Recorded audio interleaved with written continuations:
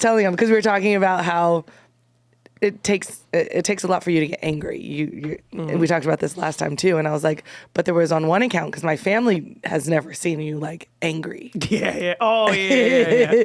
My family has your family have never heard me raise my voice, never Ever. heard me yell or anything. Yeah. So I was telling For 12 him. years. So I was telling him how we were waiting in line to get on the. I guess it's called the gondolas or whatever. Yeah, you're probably right. It's probably called it's probably gondola that. It's like the things, yeah. tram thing that takes you from park to park to park. Yeah. Whatever. And so I was telling him how we were in line and Allie was on the other side with all the kids. Yeah. All of the kids. Yeah, My she had brother's all the 4 kids. kids and our 2 kids.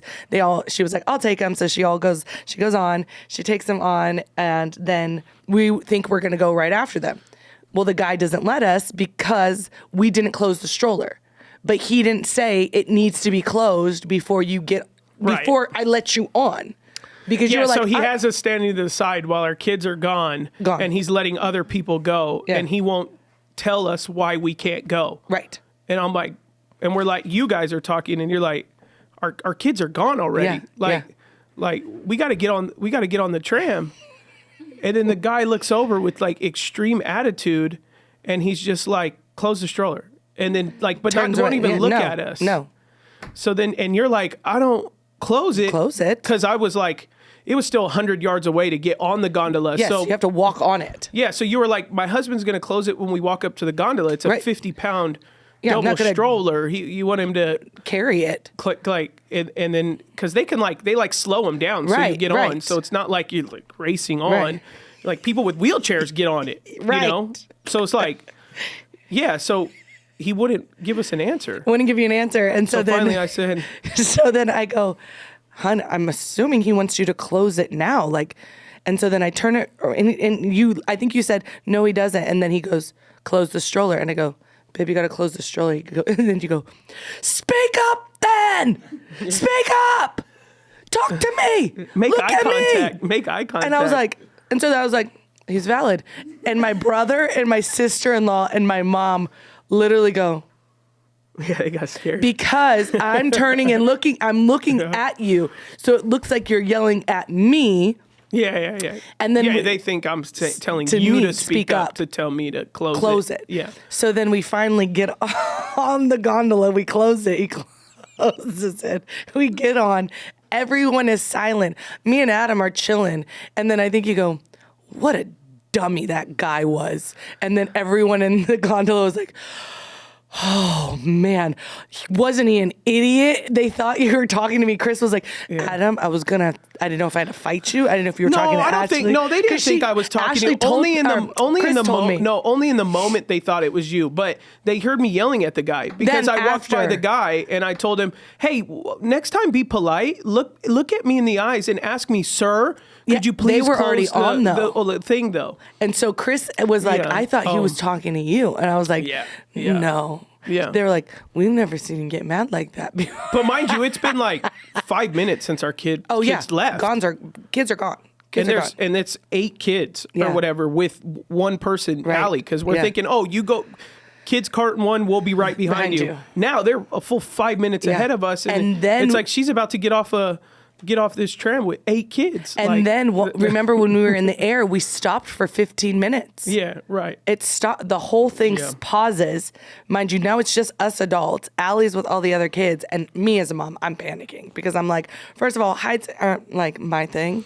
And so being in this thing without my kids, and I'm like, I wonder what my kids are thinking. And then my sister sends us a video of all of them singing. And so I was like, okay, they're fine. But all that to say, I honestly want to say in the 11 years that we've ever been together that my family has ever seen you yell at somebody or get angry. Oh, yeah, for sure. Yeah, no. Yeah, they haven't seen me get angry any other time. Yeah. Yeah. But yeah, they all got scared. They did. That was funny. Yeah, everyone's loving the podcast this morning. Yeah, I was going to say we got some. Oh, I haven't even looked. Well, I will say this. Welcome to Beyond I go ahead. Do. You do the intro. I didn't even know. It is me and my handsome husband. I always forget when our episode drops. Oh, yeah, absolutely. Oh, what is that? Red Bull? Oh, I need some. Thank you. Oh, there we go. Look at that. It just dropped. There we go. Yeah. Read the comments. Okay, let's You make see. this? And these are just, Read the comments. okay, let's You make see. this? And these are just, don't shake it in the microphone. Step aside. Dude. Jeez. Oh, yeah, there we go. Lessons to take from this. Fix our rims before our husbands find out.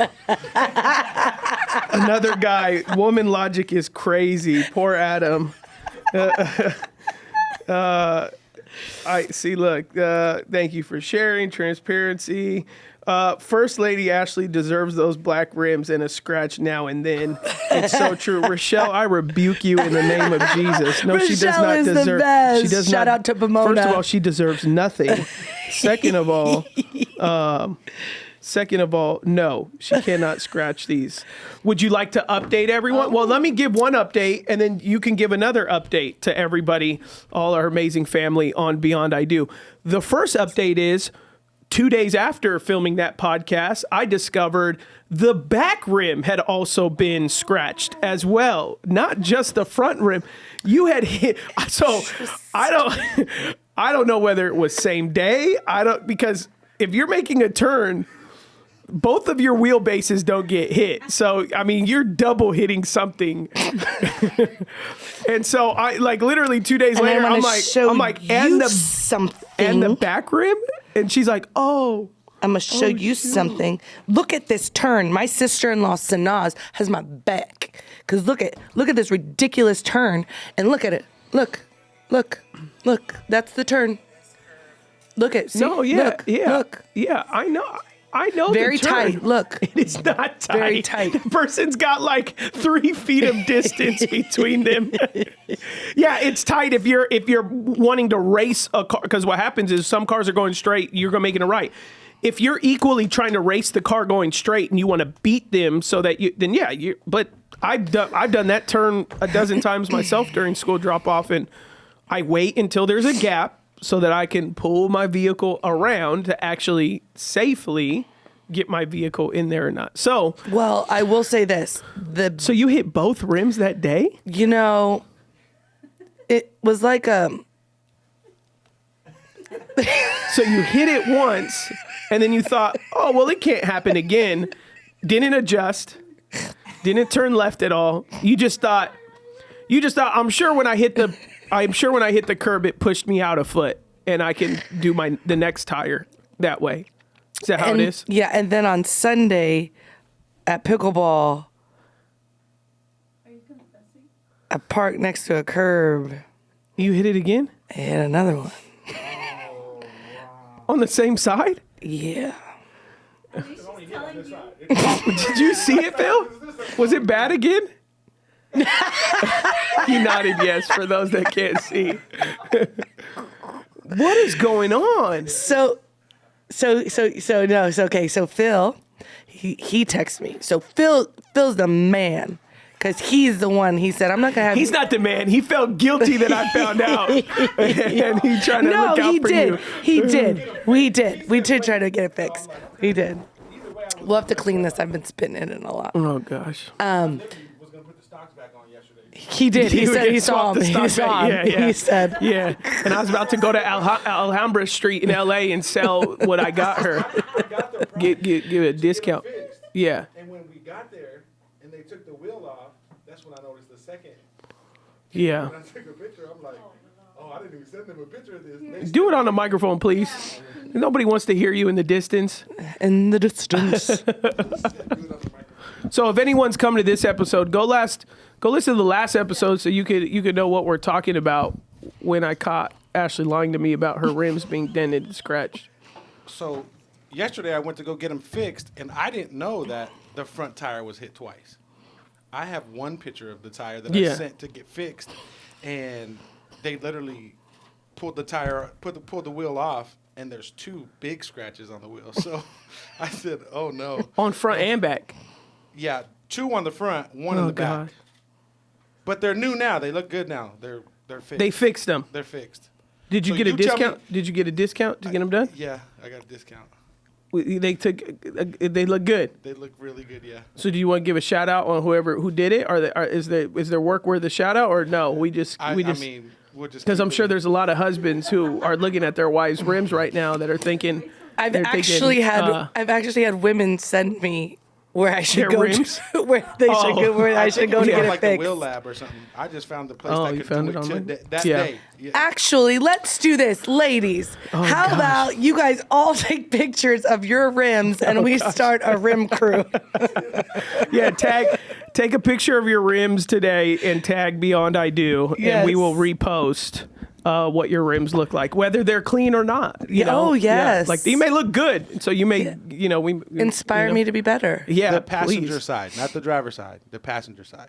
Yeah, Yeah, yeah. That's where they hit it. Yeah. If you're hitting it on the driver's side, Go back to school. Go back to driving. You shouldn't have got your license if you're hitting it on the driver's side. Take the picture of the passenger side. Yeah. Rims. Okay. Yeah. There we go. Phil knows. Take a picture of the passenger side and tag Beyond I Do on Instagram or Beyond the Letter, whichever one you want, and we will reshare it to see what's really going on. Yeah. So There was one time I did pull up to a car and I was like, dang.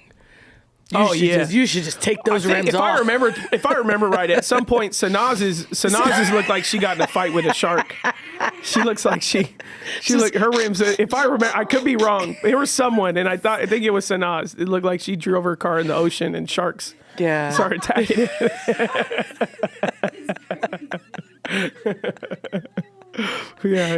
Yeah. Yeah. Well, we reconciled since. So We did. Next day, Ashley was like, "Hey, I'm really sorry." And she was just mean to me that night for whatever reason that we filmed the podcast too. So she apologized a lot the next day. And she was like, "Hey, I'm sorry about the car." And I was just like, whatever, we good, whatever. But and then and it was like, what, $190? I wasn't expecting it to, Yeah, that's not bad. I was in my head, I was like, because we're thought the always whole working rim on our has to get cars, taken and I'm off. always dropping my car off at the auto body shop, and it's always like, how much? So when Ashley was like, oh, it was like $197 or something like that, me not knowing there was another scratch that she made on Mother's Day on the rim, I was like, oh, that's really not as much as I was expecting. Yeah. It was, I pulled in the pickleball and I was like, there's no way. But I wanted a spot. And I got out and I said, oh, it's not that bad. So I just did a little. And then it was like a little faded black. You couldn't see silver. Oh my gosh. How many inches was it? Oh, that one was long. Oh no. The other one was like this big, and the other one was like that big. I can't lie on that one. Yeah, it's not funny. It's very disrespectful. Yeah. Our saying at the house with Ashley's, I always say, "You're lucky you're pretty, or I would have dropped you a long time ago." You sent it to me, Phil. Phil has a picture of it. He texted it to me. We always say women no, can't be all three. You can't be smart, funny, and smart, funny, and pretty. Yeah, you gotta be. You can only be two out of the Two three. out of three. I said, You I guess I'll be cute and funny. Pretty funny because you ain't smart. Now I feel like whenever I'm driving now though, I consciously. Golly, see, not smart. Yeah. Stop. Yeah. Yeah. I park farther. That's what I meant to say. I just park farther. Oh, that's great. Yeah, Yeah, I'm glad. So you're more mindful now. I am. And then you made it up to the two? Yeah. Nancy, be quiet. Yeah, that's part of the key, making it up to your husband. Yeah, Right. you get 24 hours till to expect physical contact. A little freaking naughty. And if it doesn't happen, then I can still maintain my anger. Yeah. At that point, Fair enough. Yeah, fair enough. there's like a time clock. Fair on it, enough. All right, do we got any questions so far? No questions, but I text you guys That video? Is that our Instagram? picture. If we like on our Instagram, people can submit questions. So it's on I church. can't remember. It's on a church AI. So, but we can do stories on Instagram. So somebody and ask what do they people. have to? Yeah. No, this one was just something that Yeah, that's terrible, I had Phil. seen. Look at these pictures. Oh, are you looking at the It's rims? horrible. Yeah. Yeah, like, so if we want to get questions from people want you to share your relationship questions or... Yeah, I mean, they can always DM, but... DM up. Yeah, just DM. Yeah, they can DM, Just go to but Beyond I we Do and have DM the any of your link questions. too. Yeah, so You can DM us or just click the link and then submit questions there. So what is this that I'm looking at? I had text this. I don't think that it's very controversial with us, but okay. I don't know if we want. But maybe it's controversial like, to society. What do women think? Yeah, if this Okay. is something that we, that as women should be doing. So obviously we haven't explained it yet, but do you want to explain the picture? I don't know what I'm looking at. You explain it. Oh, you're not looking at? It's a proposal picture? So Yes, it's she a proposal literally- picture, but Oh, a woman she's proposing to him. Yeah. Bro, that's how my mind. Don't see it. No, It's like it's normal. What's wrong with the picture? I know. I was like rethinking things right now. Hey, hold on. Yeah, let me address this first, okay? Because it looks like she's wearing her man's jacket. That's why I thought she was a guy. Yeah, and I did, and he's wearing a pink shirt. So my mind immediately went to him thinking he's a woman, and then she's wearing his jacket because it's cold on the beach. So I thought that was a guy, and and it's like on my phone, it's not, it's far away. So quick glance. Oh, see, and then the next picture was just them engaged. Yeah, so I'm like, engaged, which is not right. But now, he said yes. But now that I think of it, that looks like her jacket. It just looks masculine. Yeah, Girls, just plan the day. So did you plan the the picture? day and bring a jacket, ladies? Yeah. First of all, or have the bestie bring your jacket if you don't know about it. If it's a surprise. Yeah. So it's a picture of a woman proposing to a man, and then the man she's on her knees and she's. And I'm sure we get if you I know a lot of people listen to us on audio too, but we could probably put this on over our YouTube. But yeah, go so. Oh no yeah. So I mean, I'll link the post too. But it's just so funny. The comments are like, "May this kind of love never ever locate me." Somebody said, "Girl, stand the heck up." And let's not normalize this. Oh, somebody said, let him get pregnant too. It's just like, so the girl's proposing to the guy. Yeah, because there's that first level. Yes. There's that first level. I gotta see this on should video. a woman even approach, ask a guy out on a date? Because if you're gonna cringe every single time. Yeah, me too. Oh my gosh! They got memes. They got memes. Oh, they do. I wish there was a video. She needs to find her worth. Oh wow! Yeah, see there. Yeah. So it looks like majority are actually opposed to something like this. A woman proposing to a man, which, I mean, I think all of us here.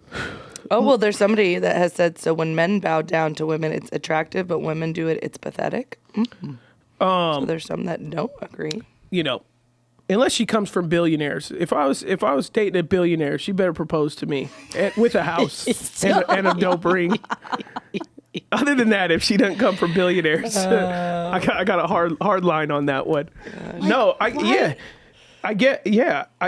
It seems like, here's what's funny about culture. Culture picks and chooses when to be feminist and when to not. So I'm sure you have the majority of people in the comments, almost, it seems unanimous, all the men are like, no, thank you. Yeah. But it's also majority of the women too are like, no. But they also, just looking at their kind of profile pictures, stuff like that, you would normally probably say they probably identify with feminist concepts, right?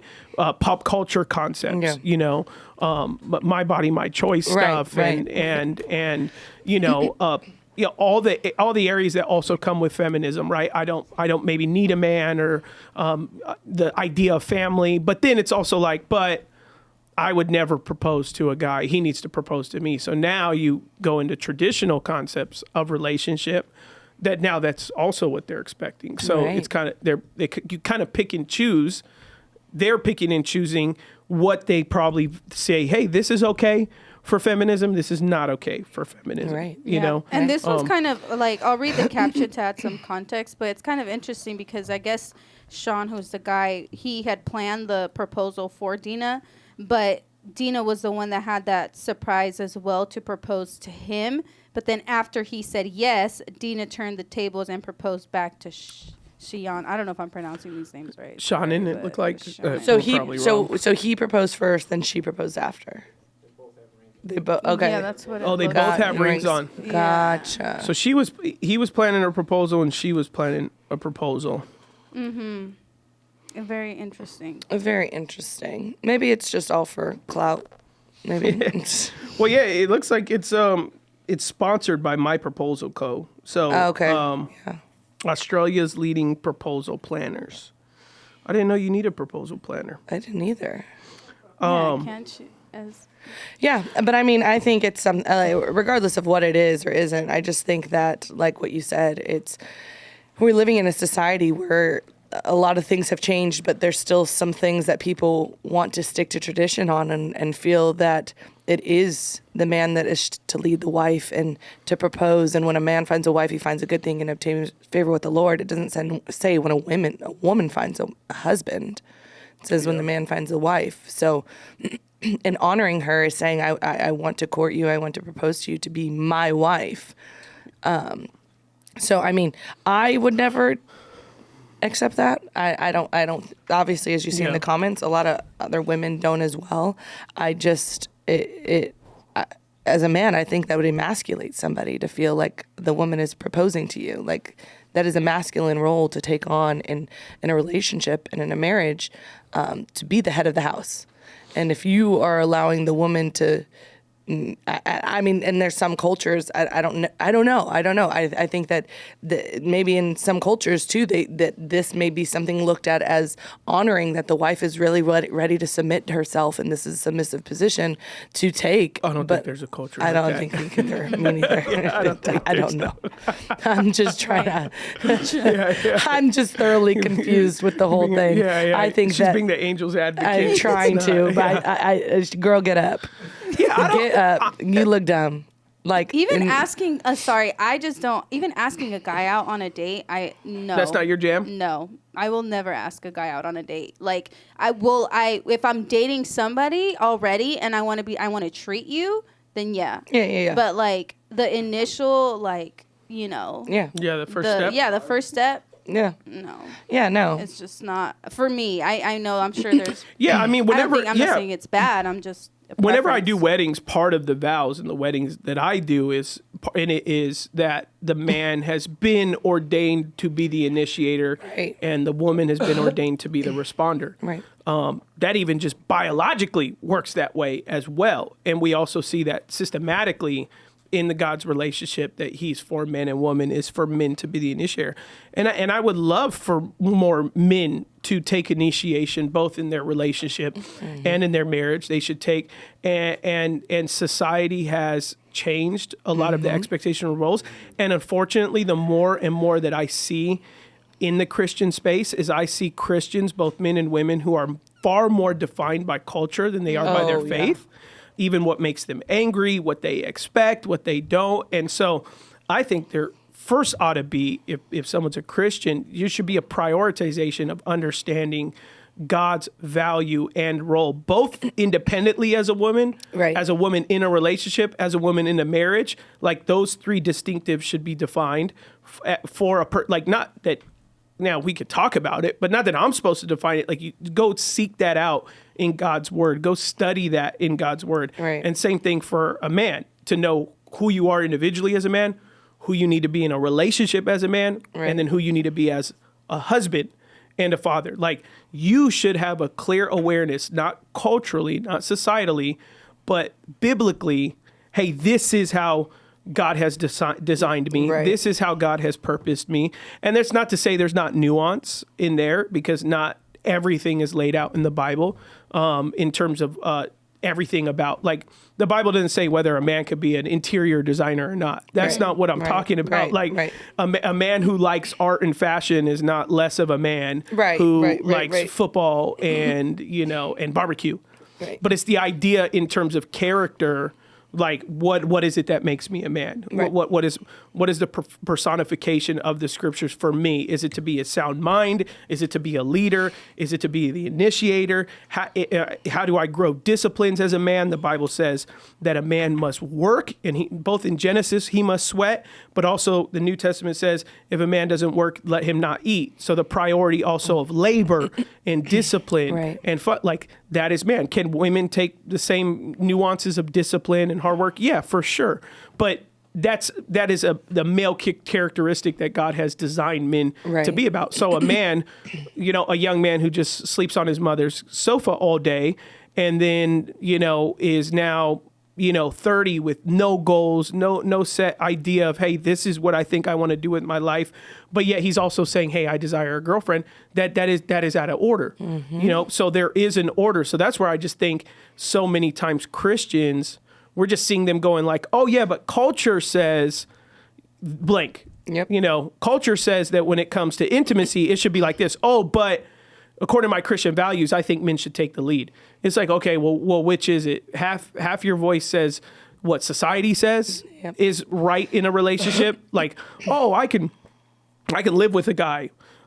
We can have sex out of wedlock. We can, go on vacations together when we're dating, but he needs to take the lead. He needs to blank, blank, blank. He needs to blank, because the Bible says, and we're going to church together, he's a Christian. It's like, okay, well, so half of your mouth, you're embracing non-biblical values, going on trips together, and I'm not saying like that just a trip immediately says you can't do it. If there's accountability involved, if you're with your family and they're invited on vacation or whatever, but like these Christian couples I know that they go to Hawaii together for 7 days and it's just them. Yeah. And it's like, hey, is that the wisest thing to be doing? Yeah. Yeah. And then they're like, oh, I'm just waiting for him to take the lead and propose to me. And it's like, why would he propose to you? He's getting his cake and eat it too. 100%. He comes to church. He feels like he's good with God. Absolutely. He gets everything else Monday through Saturday. And so your values are disrupted. Mm-hmm. The relationship is disrupted. Doesn't mean you can't get on the same page again, but if you do get on the same page, you're going to have to deal with, I meet couples all the time. They start getting their faith serious. They have apartments together. And like, what do? Do we sleep in separate rooms?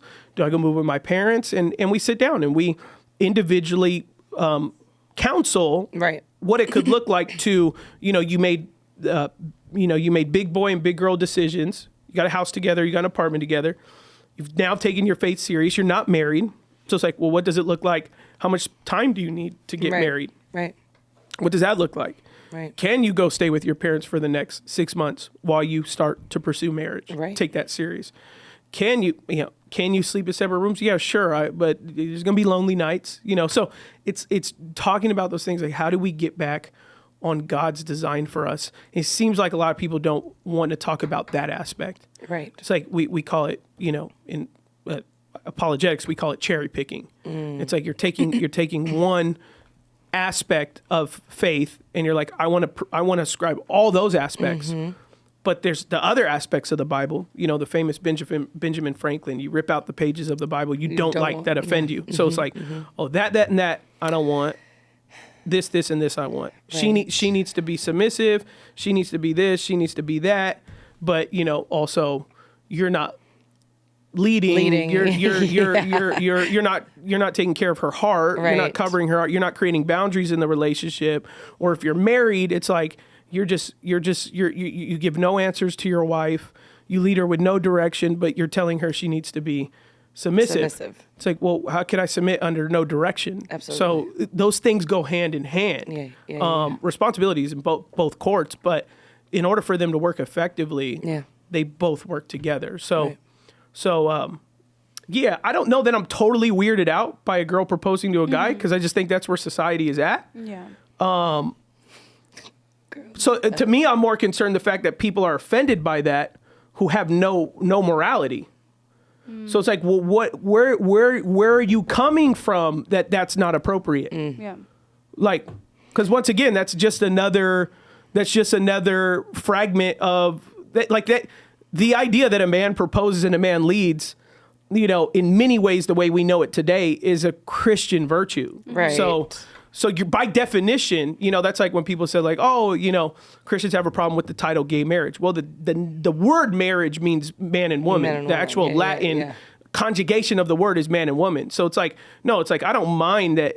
I don't mind politically that someone says, oh, gay marriage. Just by definition, it doesn't work. The word itself, so you call it, a gay relationship or a gay commitment. Yeah. But the marriage word is something that has been defined by Christians and has been developed by Christians, by people of faith. So in the same way, like the idea of proposal, the way we know it today, is a Christian virtue. Right. Yeah. And Right, I think and- it comes to from like, I'm not saying in her situation because she proposed, she's insecure or anything, but I think because I've been in a position where like I was the one leading and I was the one paying. And so I think it comes from a place within yourself where you have to look and like at yourself and be like, why am I doing these things? What is it that I'm trying to fill that this person isn't doing, you know, or what is it? I don't see my value or my worth. I don't think somebody should pay for dinner. Like, where is that coming from? So I think in certain cases where you do have these women like trying to step up or take the lead, or I don't know, I mean, to the extent of proposing is wild, but in those situations, it's like you really have to look at a mirror and be like, well, I can't just put the blame on the guy not stepping up to the plate. It's like, why am I the one having to do these things, you know? Yeah, and that's generally what the thought is why am I having to do this? Because is the man really wanting to be in the relationship? And I think that's where a lot of, obviously just in any kind of relationship, any woman wants the man to lead in the relationship. So if the man is not committed or it doesn't feel that they're going for the long haul, but they've been in it for a long haul, then the woman's probably saying, well, let me just take initiative because he's not pushing forward. Maybe he will then now respond to my seriousness of wanting this marriage and propose to him and whatever that may look like. I mean, I've seen it on many occasions of a woman proposing to a man, and you could just tell within the man that they have zero desire to be in this relationship. It's just a comfortability. And so then that's when you have to ask yourself as a woman, if the man's not willing to commit, is he just comfortable because we're playing house? He has nothing to lose. There's we've had this conversation before. Why does he need to propose when you're giving him everything that a marriage would still give somebody without a ring on your finger and technically commitment? Mm-hmm. So for me, I think that it really goes down to the fact of if you are a woman and you are in a long-term relationship and you feel like the man is dragging his feet, really reflect on the relationship and how much you're giving out to the reason on why he doesn't feel like the need to take the next step is because you're doing everything. And now maybe try to track back and throw some boundaries in there, give some space, give some time. Don't move in right away. Don't sleep together prior to marriage, or try to start and stay abstinent until that day comes, and then see how your marriage or how your relationship actually works out, even if you're supposed to be together, because then that's when I think the trials and struggles will come in, because the truth will come out. Because if you're setting boundaries, and if he's a man, if he's a man of if he has no conviction or no character in the area of having a healthy relationship, he'll bounce. 100%. You know, 100%. Guys without character when it comes to dating and relationship, they don't hang around. They're like monkeys with vines. They they're gonna hang on to your vine until they get hold of a new vine, and that's the way they are. If you hope, if you jump into the relationship and you give him everything and he gets the cookies and he gets everything, and it's like, oh, he'll have no problem just not doing not committing to you in any way, or to them. Like, I'll tell you this right now, to guys who stay at their best friends' houses and all that, like, they have no problem with you moving in. Like, so to you, that may be a big step. To a guy, he's just like, oh, I've had roommates before. You want to move in? Move in. And we sleep together. So, you know, to a girl, like, oh, he's asking me to move in. We're going to move in together. This is such a big deal. And this will progress our relationship further. Right. For most of those guys who are saying that, it's really because it's not a big deal to them that you move in. To them, you could not work out and you can move out. 100%. Whereas, like, marriage and starting a family, that's a big deal to them. But girls, sometimes they equate those within the same stream. Like, oh, okay, we move in. Next step is marriage and family. Right. To him, he's like, you move in. Next step is roommate, movie night. I get to be intimate. Right. I get what I want, and I still get to hang out and do whatever I want. You know, it's like, and if it don't work out, you can move out. Like, that's the, worst comes to worst, we get a puppy together. Right. One of us has to decide who keeps the puppy. Like, that is as far as it goes in many of their heads. Right. And so what it seems like is a lot of people, because they're taking secular model of stuff and they're taking cherry picking Christian value stuff. So they're like, oh, man and woman together one, that equals moving in together. Mm-hmm. No, that doesn't. Vows before God and commitment in marriage equals God's design for marriage. Being fruitful and multiply, should the Lord bless you with that ability, or should you guys begin to try in that area and have children, That is part of God's plan. That is part of his design.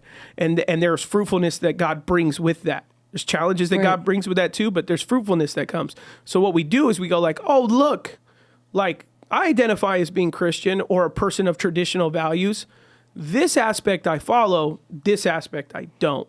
And then we wonder, why is the relationship in chaos? Why is it a mess? Why is it this? Why is it, like, relatively speaking, all my years, like working with couples and all that, like the couples who take relationships healthy with boundaries and expectations and communicate expectations in the relationship, like their relationship actually progresses in a very quick, healthy way, like within 1-2 years. And they begin to make that decision of what marriage looks like in a very clear-minded way. Whereas like the Christian couples who don't have boundaries and communicate expectations of relationship, normally those are long, drawn out, bad breakups, a lot hanging on the vine, a lot of pain. Why? Because they cherry picked Christian values. And so if you cherry pick Christian values, it's not going to go well. 100%. Even non-relationship, cherry pick your Christian values in a non-relationship sense. Cherry pick your Christian values in terms of just the Bible. You know, like it's not going to end well. Right. So that is part of the problem. What I see in Christian relationships is they're not obeying God's plan and His word fully. In the way that, and then I see couples that do go, they may, like we struggle with our sin and they're not perfect in their relationships, but the people go like, hey, I'm starting to date this girl and, by the third date, I'm going to sit down with her and I'm going to talk to her and tell her, hey, I really like you. And if this relationship goes in this direction, I do want marriage one day. I could see myself in 2 to 3 years being able to do that. And here's what I'd like to do. I'd like to set up some curfews for us because I don't want to go too far. I want, hey, in a couple months, I'd like to maybe meet your parents and whatever it is. In 6 months, I'd like to meet your parents. Right. I'd like to, and hey, I'm not going to waste your time. If we find ourselves talking every day, then I'm going to ask you to be in a relationship with you. 6 months from now, we won't be playing this game anymore. But so it's like someone who leads that, or a girl that goes, hey, this is by third date. Hey, this is kind of my expectation of relationship. Feel like you can rock with that? You're not going to get in my pants until we get married. So I just, and even in this relationship, if for some reason I fell with you, just know that's not my expectation. Right. Like I am consistently pursuing Christ, and I'm not going to give that up. And then the guy has to make a decision. Can I go on 15 dates with this girl without going to bed with her? Oh, he'll give you the answer really fast. 100%. And he won't tell you that that's what it is. Right. He'll say that his work got busy and it's not a good time to date right now. Or he'll say he's got family stuff going on. He'll give you a bogus excuse, but he will let you know. Absolutely. If you set boundaries. But people go, oh, but I like him and we have so much fun and I don't want to lose him or I don't want to lose her. And it's like, okay, you just didn't. You want your cake and you want to eat it too. It just, like it's. That's on you at that point.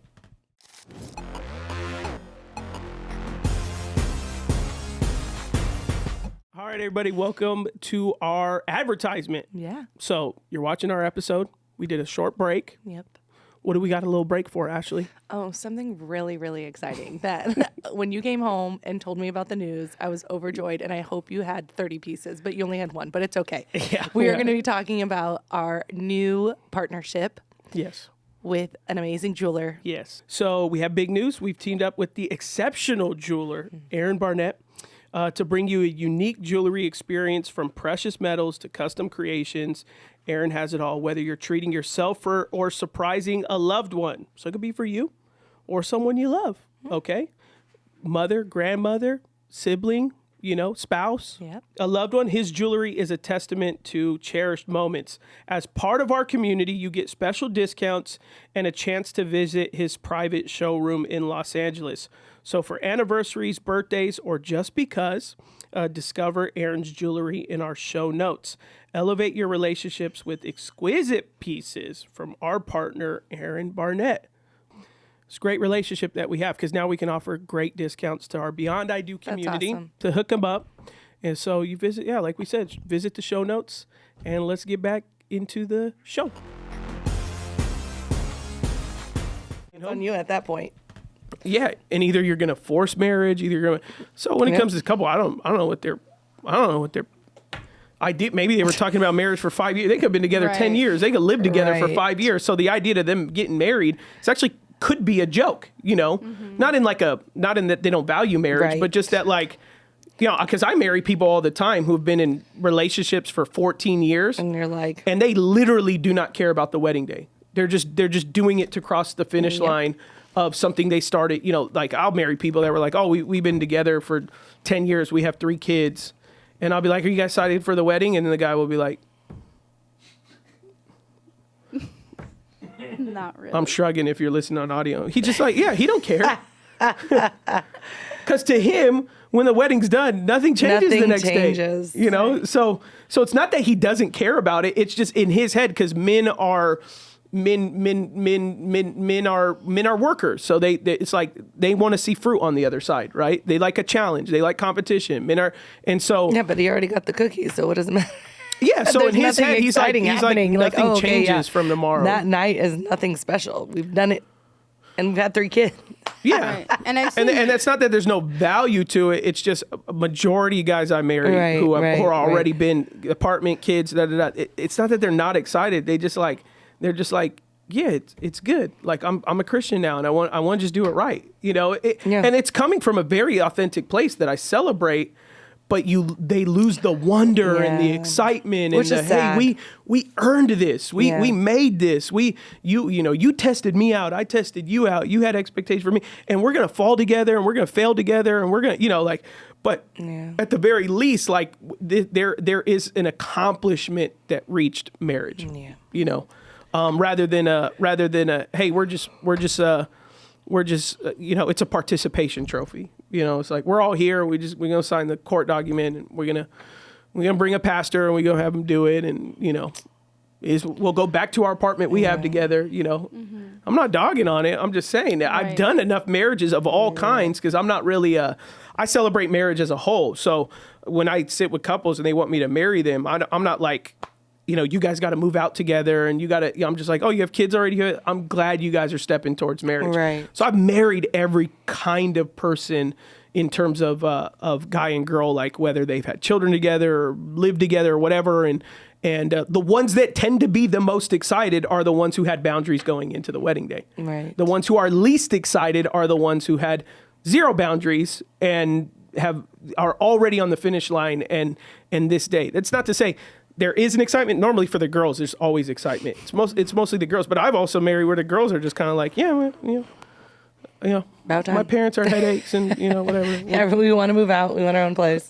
Yeah. And I'm seeing more and more like the actual like wedding not be the whole like, I guess, like hoorah. Like people will get married at the courthouse and then like, you know, later on, a year later or something. Because my sister, you know, she got married in Hawaii, but it was like at the courthouse. And then she's like, you know, later on, like once we save money, and it could be a financial thing too, like then we'll do the whole party and the whole great, you know, the whole thing. I think that we talked about it the last podcast. And I think that's great. Mm-hmm. I don't think anyone should spend $30,000, $40,000, $50,000. If you don't have a house, own a home.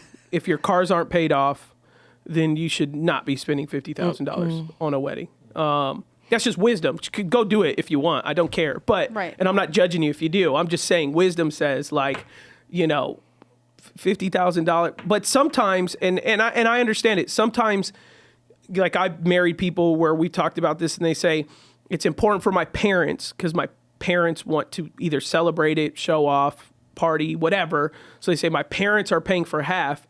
They literally said I can't have the money unless it's towards a wedding. You know, because I've said, oh, go talk to your parents, see if you can have that to put down payment on the house. And they go, nah, my parents said no. Like it has to be on the wedding. I'm like, oh, okay. Well, I mean, all right. I mean, they're gonna give you $30,000 for a wedding, then I guess go have a wedding. Right. But like in terms of like the San Francisco City Hall is like the best wedding venue you could ever get married at. Like the San Francisco City Hall is like gorgeous, and it costs nothing. You just have to make an appointment, and then you can rent a restaurant corner for 50 people or 40 people. You know, it's like, and you could do it for less than $10,000. Yeah. So yeah, that is definitely the move right now for more millennial and Gen Z is being more conscious towards the wedding. Not just conscious, a lot of people too just don't have the money anymore to lavishly do that. And so and it's so expensive. I mean, it is. Most of the time I look back on it, and we had a great wedding. Our wedding was a lot of fun. But I look back on it and I laugh at certain things, or you have kids' parties, or just even our wedding, or if you do something, most of the time you're spending money for people to enjoy you. So we spent money on people for a wedding to enjoy us. And then they bring a $40 gift. Doesn't even cover the food. who have, besides family, are not in our lives anymore. Yeah, and that part too. That part too. Don't ask about us. They aren't a part of our life, marriage, none of it. And that's fine. Obviously, right. Time There's cycles goes on. in life. But to think that it's like, you put all that energy, into it, which was fun. But I did have a house by then and stuff like that. But if I didn't, I would not have spent. I mean, because I wanted to have a great wedding for Ashley. So I had a classic car. I sold to pay for our wedding. I sold, I had invested and I had bought travel bags over the years. I had sold all my travel bags because I wanted to give Ashley her, wedding of her dreams. And Pastor Kenny says it's the best wedding he's been to. So What? Wait, where did you guys get married? In Chino Hills. In Chino Hills. Like a golf course. It's a golf course, and it's one thing that we actually did like about this, and you found it, was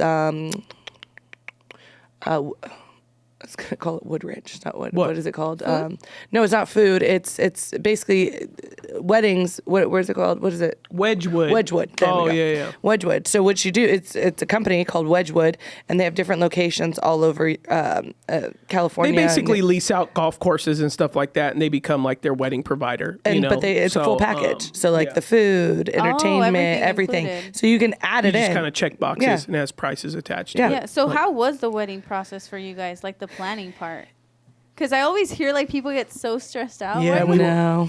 But I'm in church, and I'm in church at a large scale. So putting on an event for me is not stressful. So you guys weren't arguing and no. No, even the day of the wedding, how everyone goes get their bridesmaid together. I was I'm going by myself. Y'all go dress and do your hair however you want. And then me and my dad, I went home. And since I knew, obviously, I'd be moving out the next day and us going on our honeymoon, me and my dad sat and watched Martin and before I got married. Yeah. And I went swimming at my uncle's. Yeah. Stop. No way. Yeah. So then what? You just told your bridesmaids to show up at the venue. I don't got time for y'all. It's my day. I want peace. I want quiet. Y'all do what you got to do. How many did you have? We had 7. Yeah. Seven.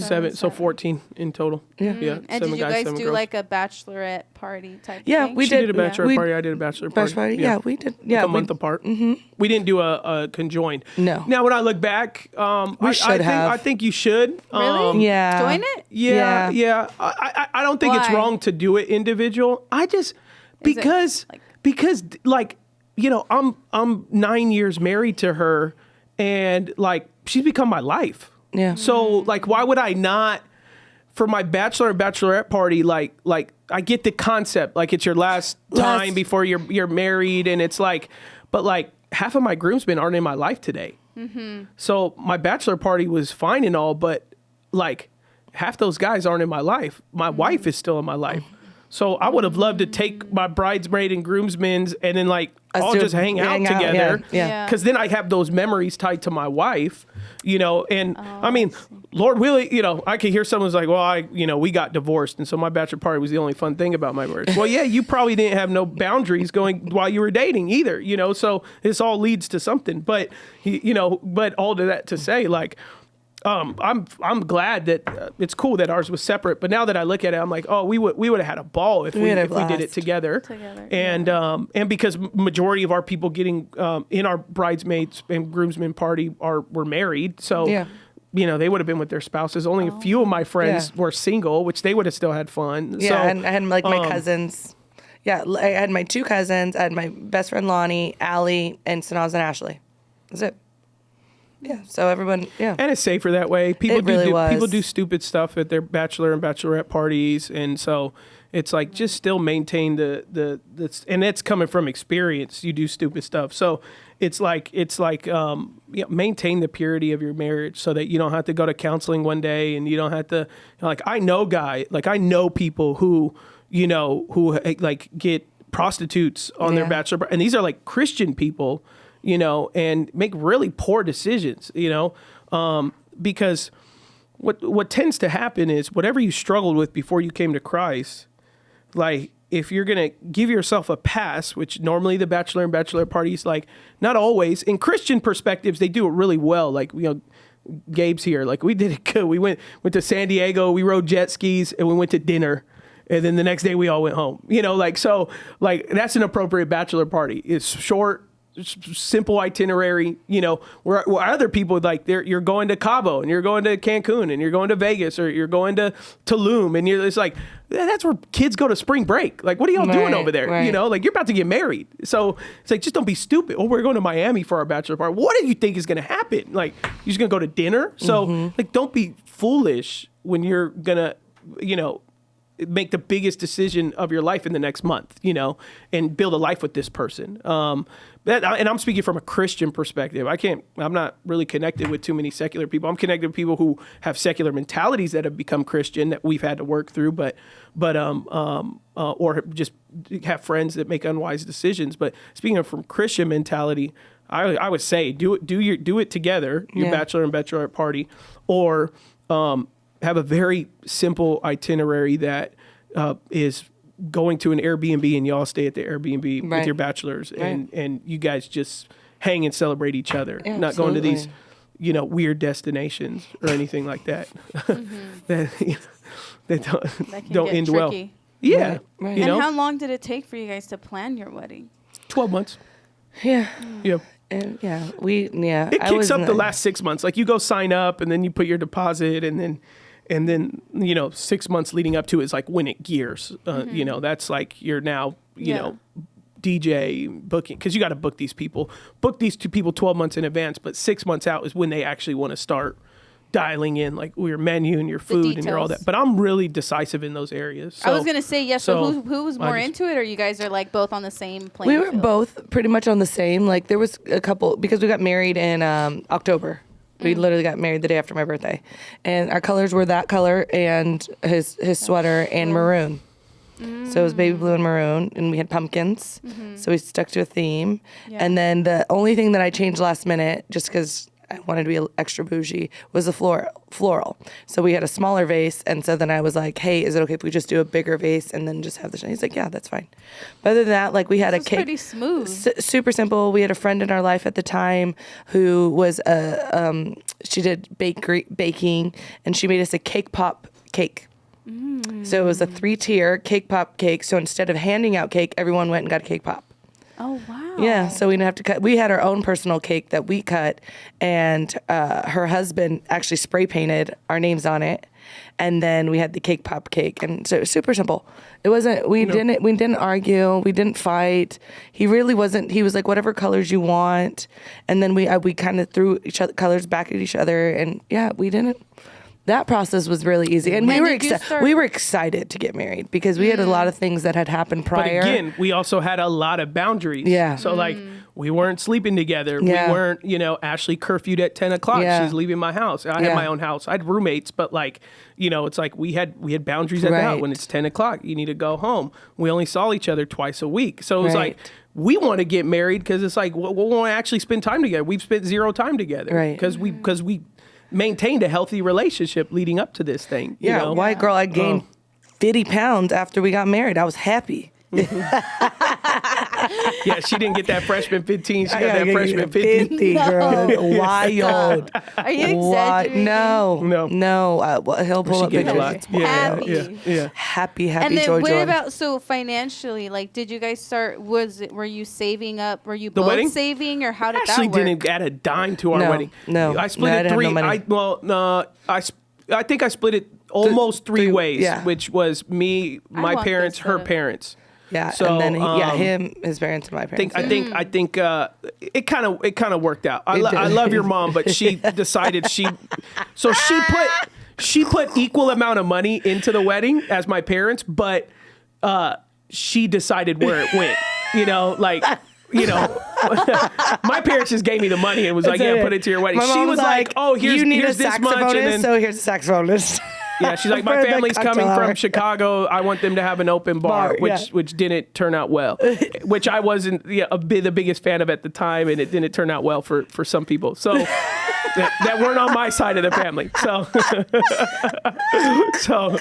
those that she was trying to make comfortable, they were too comfortable. Everyone was comfortable. So it worked out to equal. It just wasn't and I do like now. I work with premarital couplers where they're like, hey, the parent said, they'll only give this amount of money if it goes towards this type of food. Yeah. And then they're like, but we're struggling to afford the flowers. And I just tell them then just tell them thank you, but we're okay. And then they always, most of the time they'll come back and be like, no, we're sorry. Okay, we'll give it to you or whatever. Wild. So that stuff, and it happens all the time. Yeah. It's just, I guess if they just find value in that. So like, I would say probably like the saxophonist, like it was a nice touch. It turned out amazing. For the older, they were like, that was beautiful. Like, and like they loved it. And so there were things where I was like, okay. It was a great call, but it was stressful for me because I sold my car. I sold, I sold bags. So it's so it's like if I had that money, I would have had to sell many precious things that were precious to me. So you put in blood, sweat, and tears for that. Yeah. How early on did you start like saving, or had you been saving before you met Ashley? So what the crazy thing is, Nancy? Okay, so this is the only thing. Saving for the wedding? Yeah.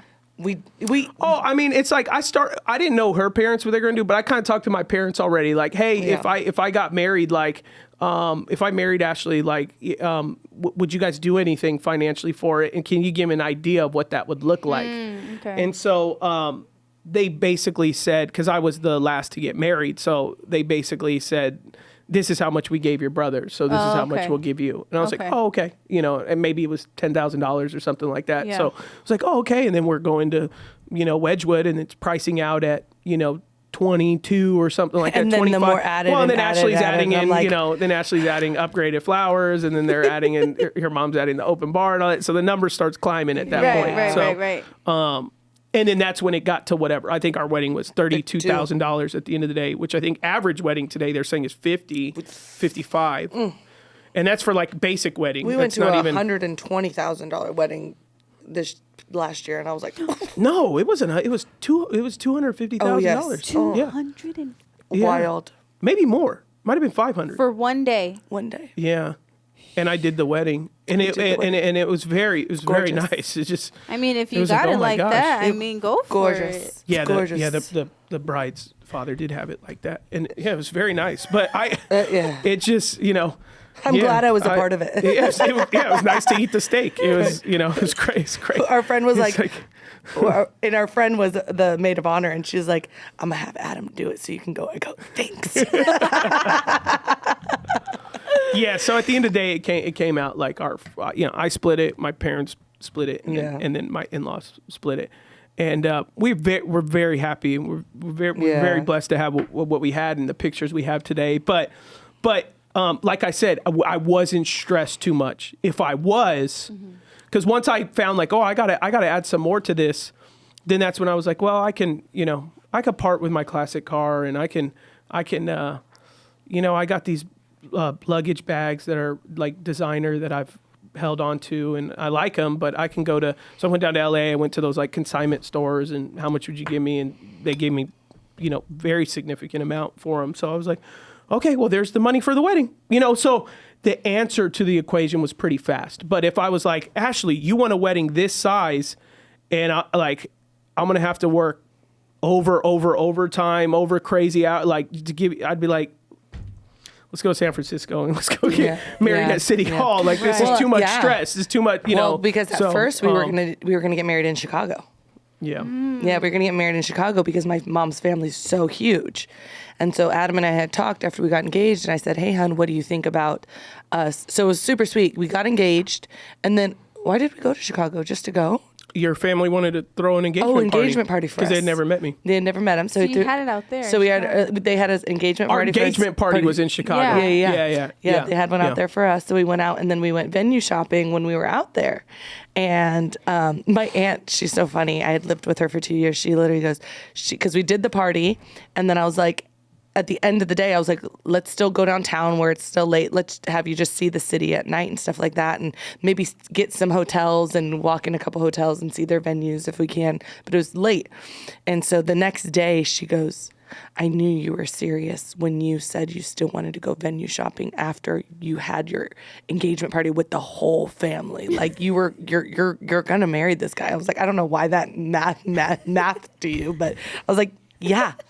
Yeah, I'm going to. Yeah. Silly. So, weird. And people say weird things. Family sometimes just need to shut up. People say weird things. You're just Shut like, up. what? Why would you say that? Yes. And so, we were going to get married in Chicago because my mom's one of 10. And so they wouldn't all have to fly out here. Yeah. And so we had told them we're going to have the wedding here, and they were all excited. But then my family is very sweet, and they were like, please don't just do that for us. No, that's not why we didn't do it. We didn't do it because every venue that we went to, they don't let you do the ceremony there. Oh, and so that then too. anywhere to do the ceremony That was too, Catholic because Chicago's very And Catholic. they don't let so Christian. they wouldn't let my Yes, dad do the ceremony. Yes. So I had to have That's a priest what do it. And then so we were your like, family, no, it's not worth it. Yeah, I'm and not then the family doing was that. like, don't stress. Yeah. Don't stress, When they were saying, hey, so are you guys going? We're like, yeah, we just can't find a nice place to do the ceremony that isn't Catholic. Yeah. And then that's what I think things have changed now, not in terms of the Catholic Church, but I think there's a little more venues now. But at the time, it was hard to find that they were like, and it had to be close, right? You want it to be close because I'm going to have tons of people coming out of state, in. so I don't want them having to drive. Right. Like we went to a. We went to a Gorgeous. wedding in October, and we had to drive 30 minutes between the church and the place, the reception. You know, and it was still a Catholic church at the end of the day. But we wanted to do it in Chicago, in downtown, and so the fact we couldn't find a non-Catholic place. Now those venues might allow the ceremony now. But that's not what we wanted. Back then, it wasn't a thing to get married and then flip the tables and chairs Right. To eat there. Right. Now that's like a thing. Right. So that's not a problem now. But back then the venues would be like, oh, we could do it where we'll do the ceremony, we'll have everyone sit on their chairs, and then they'll go to the back and we'll have cocktail, and then we'll set the tables up in the same room you had the wedding. And we were like, no, we don't want to do that because that wasn't a thing 10 years ago. Now it is. It happens all the time now. Right, now right. Now that's very normal. Just Back flip. then it wasn't normal. So Yeah. so now you could do that and that wouldn't be a problem. But Well, that's good that you guys have really nice memories. Like not even just the wedding, but yeah, we leading have up to we it. definitely have sucky memories of our wedding. But friends with infidelities and stuff like that. We lost, I lost two groomsmen, and so I have those that surround it. So there is always going to be. You're always going to have those elements to your engagement, your marriage, your blah blah blah. I'm thankful it's not me and her. Right. Now, when we got married, that's when we famously talk about in the book one day that it's done. I just have to get a publisher. So it tells our story though of like, yeah, though the wedding day was great, the environment we surrounded ourselves with was not healthy, and the trauma her and I had that we brought into marriage that we just thought, like we're talking about today. Oh, we're Christians. We're not, Ashley, you lived with guys before. Adam, you've slept with lots of girls before. Like, but we follow Jesus now, and it's like we're good. And then we get married and find out like, oh gosh, I suck. this sucks. We're fighting, we're arguing. Money was big when we got married because we didn't have enough. So it was like there's that. You overspent for the wedding, and you wanted a dope honeymoon, and then you come back and you have bills, and then you're like, oh my god. And then you need food in the fridge. You need to feed your husband. So we had that for a couple years. We slept on a mattress for the first 2 years, a year and a half of our marriage. Yes. Just slept on a mattress, until I bought a bed frame, and Ashley cried when I was able to buy a bed frame. I'm like, bed frames are like, they're a must. When I see people without a headboard, I'm like, It breaks my heart. I want to go buy you one. Like, it's one of those where I'm just like, you need a headboard. Us. Yeah, that was. Yeah. And then like literally box spring mattress with a mattress on top. Mattress. And so then I would try to pile all our pillows up to make it look like we had something. Yeah. Like I was the one where we'd have 10 pillows but no headboard.